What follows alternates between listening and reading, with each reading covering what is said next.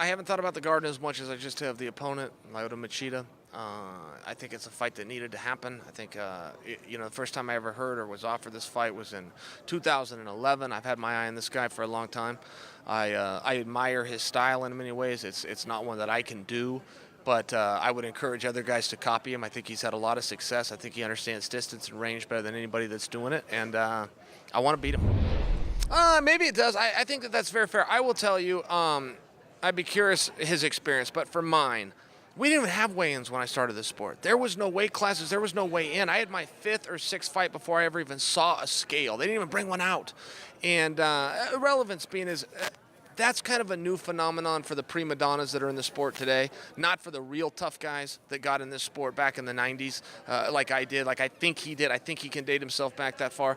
But yeah, they can do a weight or not do a weight, or he could be bigger, he could be man, it doesn't make any difference to me. I'll do whatever the commission says, but if they don't want to do a weigh-in at all, we don't even have to weigh in. I think that's very real for MMA. Now, for combat as a whole, this is the way it's always been done. Boxing, they move around all the time. I know the weight classes are different. I know they're separated by less weight.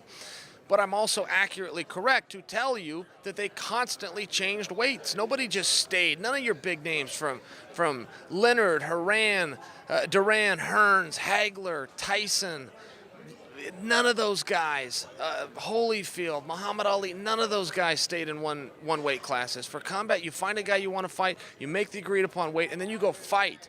And the prima donnas of today, man, it's not that they don't want to change weight class. They don't want to fight certain guys. They're not real tough guys. And hanging your hat on this, well, the weights are different argument, it's just a way to get out of a fight.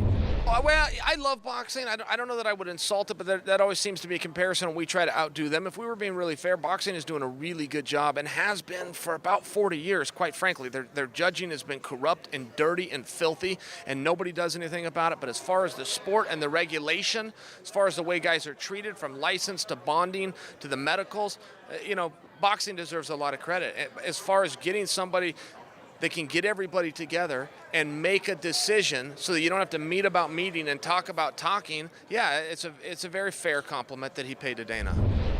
Yeah, we're in the entertainment era of MMA right now. I think that's a really good place to be. And when you're putting on a product, through all organizations close to 100 times a year, in a 52-week calendar year, you got almost 100 products out there.